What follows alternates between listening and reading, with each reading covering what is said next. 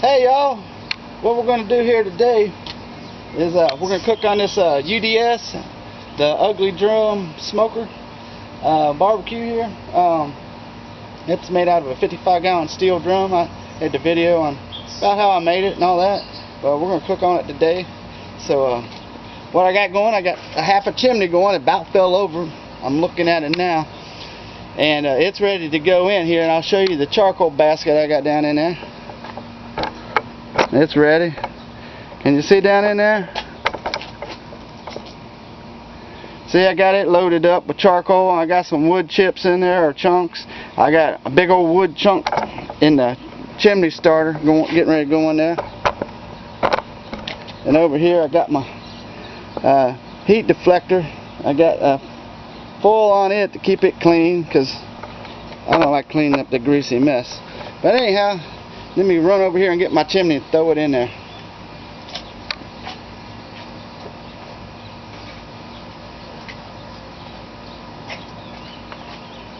That's hot.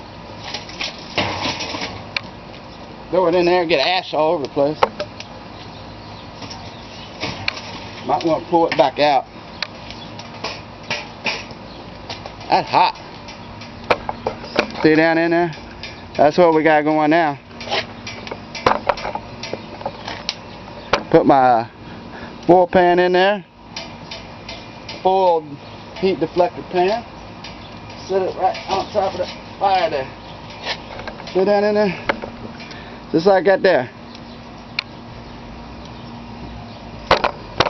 And get that lid on there.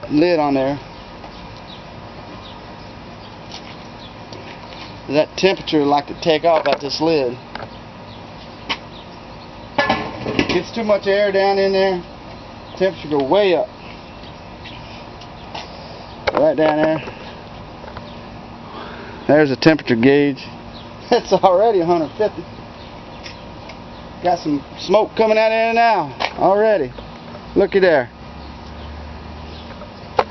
Anyhow, let me run in here and get them pork butts rubbed down. And I'm going to rub them down with some olive oil and some Texas barbecue rub, original rub, and I'll show you how to do that too. So let's run back in the house. Alright, we're back in the house here. I got one of these pork butts rubbed down with olive oil, and I got the rub already on it. And what I did is I rinsed them off in the zinc. I found some bone fragments around where the bone is, so you want to make sure you get that and wrench any gunk that might be on there. But they didn't really need trimming. Right out here. See down there? I'll get you up there where you can see a little better. There you go. They really didn't need any trimming. I'm not going to trim that fat off. It's going to more or less cook out in the cook. It kind of just wasting time trimming all them up. These fat pieces of meat. These big old pieces of meat. And long, they cook long, and it renders out. Anyhow, put some olive oil on there. I already put some on this one.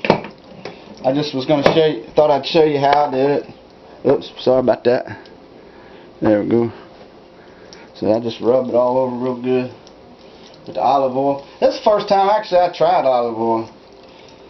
I heard it works real good. So that's what I decided to use. I usually use mustard on a pork butt. Some people use Worcestershire sauce. I got a friend that uses Worcestershire sauce and mustard mix. You can use whatever you want. You don't have to use a thing. Just put it on dry. And here we have the Texas original rub. That's kind of probably hard to see there. But let's get it on here. That's good stuff right there.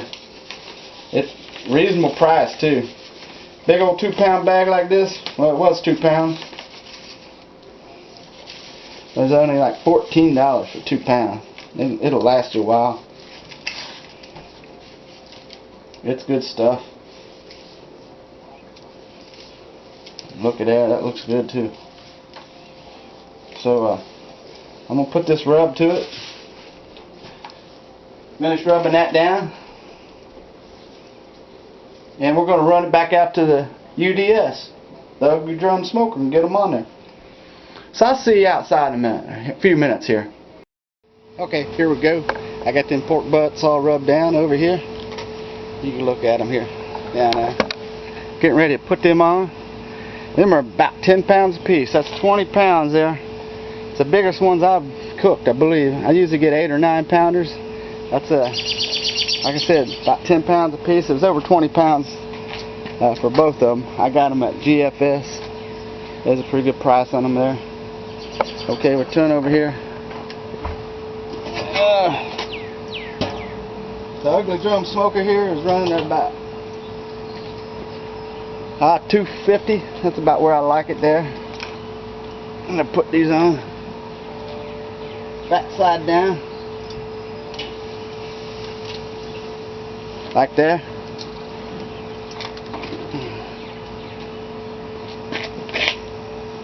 There we go. How's that look? Look pretty good, don't they? I better get this lid back on here because that temperature will go flying up on these. UDS to keep the lid off very long. The temperature does go up a lot. You need to keep the lid on there. So we'll let them go for quite a while. It's going to take about 10 hours to finish them up, something like that. And we got good smoke coming out of there. So I got the vents down here barely adjusted. I don't know if you can see down in there, but I barely got them cracked. See right there? I get each one cracked about the same.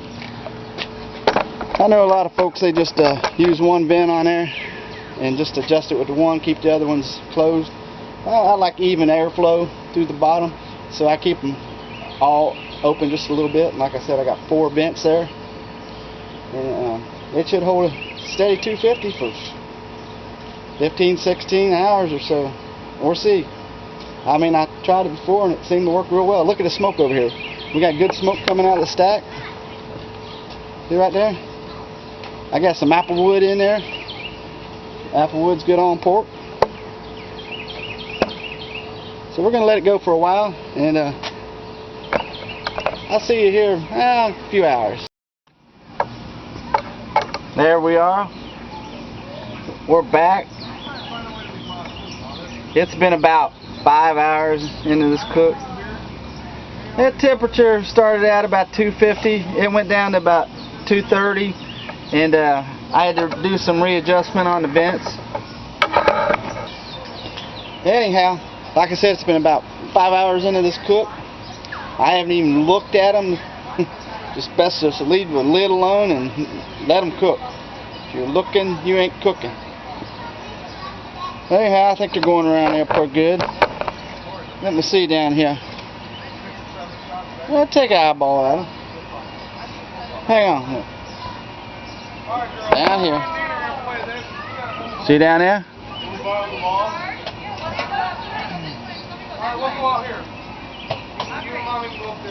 About 5 hours, like I said, into this cook. There they are. That's what they look like now. I'll stick a temperature probe in there and see what they are at. I know they ain't nowhere close, but let's see what this thing reads here. 150. Can you see that? 150 on my thumb pen there. 155 right there. Yeah, they got a ways to go. See down in there? It looks like a grease pan down there, don't it? It ain't a water pan, it's a grease pan. There's no sand in it or nothing, it's just a deflector. So let me get the lid back on here. Like I said, they're going to go probably 8-10 hours. I'll check them around 8 hours. I'll wait about 3 more hours, and we'll eyeball them again. See where they're at on my thermal pin there. We're just going to have to wait. I'll see y'all in a little bit. Alright, I'm back. It's about the 5 hour point. Last time I was talking to you. I had the lid open on this. It's one thing about these drum smokers, or these probably the same with the Webers. Take the lid off for 3 or 4 minutes, temperature goes way up. It went up to 300 degrees, or a little past 300. And what you need to do is shut the vents off and then take the lid off. And then when you put the lid back on, open your vents back up where you had them. Or just don't take your lid off more than a minute, and then you'd be probably alright. But yeah, it went way up. It took 20 minutes to get it back down, maybe. You know, it wasn't that big a deal, but yeah, just watch that when you take the lid off on these drum smokers. Anyhow, we're at the 8-hour point. I'm going to take a look at it and see what our temperature is internal. Another thing I did is I put them in a foil pan right after the 5-hour point there when I had the lid off. And I put a little bit of apple juice in the bottom of that. Not much, just a little bit. About a cup and a half. Big old foil pan. Put both of them in there. And put some apple cider vinegar in there. Just tablespoons off. Just to give it some juice. I'm going to save that juice later. Put it in the fridge. Let it gel up. Scrape the hard fat off the top. And then pour it back over the pulled pork. And then make great sandwiches like that. Anyhow, look down here. We're going to get down over here. See down there? It's holding a 250 degrees. Look at that.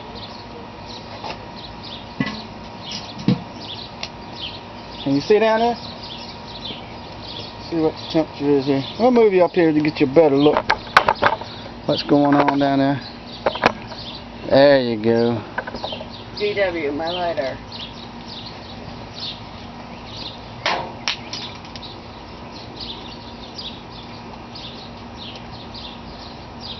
Boy, 161, 162. Boy, we got. I think them things are stalling out on me.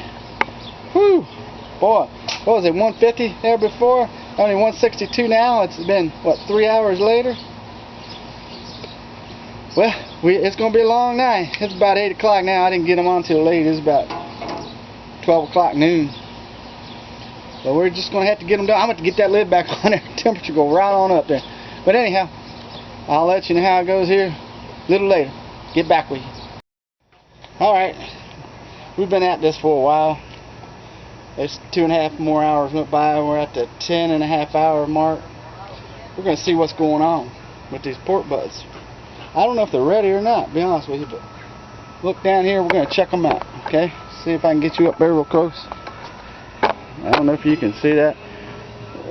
They're running about, it's running about 250 still.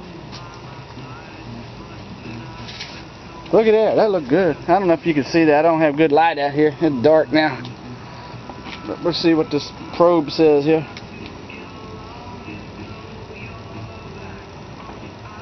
286, I mean 186, 184, 182. It's not tender enough really. 185. They're gonna have to go for a while. So let's just wait maybe another hour and a half and see what we turn out. But you just can't rush it. You gotta just wait until it's done. This meat's done when it's done. Alright, I'm back. It's the next day. I pulled them pork butts off the UDS. They was about 195 internal temp. Pretty much, yeah, it's starting to fall apart. They was tender, done. I didn't film that part. It was dark out and I was getting tired. Anyhow, I got the one down here. What I did is I let them rest for about 4 hours in foil and wrapped them up. And I woke up and then I checked the temp. They was down to about 150. So then I threw them in the refrigerator because I didn't want them to go below 140 down in the danger zone and sit there. So this has been in the refrigerator. I had to go to work, so I had to put them in the refrigerator. And my son, he took off with the other one. But anyhow, that's what we got down here. Right there. Get closer shot of that. Right there. Now over here, what we got over here, this is what I saved the juices out of the foil pan, and I'm going to scrape off this bad fat. There's a lot of it too. Then I'm going to get down in there where we got some good juices. See the dark juices down in there? Yeah, you can't see it real good, but there's some good juices down in there. I'll pour that back over, but I'll scrape all this off, throw this away, and use that down there, warm it up, pour it over that. So what I'm going to do now is I'll go ahead and pull a little bit what I'm going to eat, put the rest back in the refrigerator and freeze what I'm not going to eat in the next couple of days. You don't want to leave it in the refrigerator over about 2 days, 2-3 days. If you're not going to eat it all, put it in the freezer. It'll last. Just make sure you got it sealed, vac real good, or you could use Ziploc bags, maybe double bag it, make sure you got all the air out and it's sealed real well. It'll keep quite a while in the freezer, a couple months, and it'll still be good. But anyhow, I'm going to pull all that and show you how it looks after I pull it, warm it up. Alright, I got pulled some of that right there, that pork. It looks really good. I'm going to make some sandwiches with it and some other sides. And I'll show you some pictures after this. I want to get ready for supper here. But here's what it looks like down there. See down there? What I did is I scraped all that fat off the juices that I saved out of the foil pan. And that's what I got. And I drizzled it over the pork. It's good like that. And it don't have all that fat grease in it. So it tastes really good like that. You ought to try it like that. But anyhow, I'm going to get ready for dinner here. And get me a plate going here. And I appreciate everybody that's subscribed to my channel lately. And thank everybody for watching my videos. And I'll make one here soon. So, I'll see you. So long.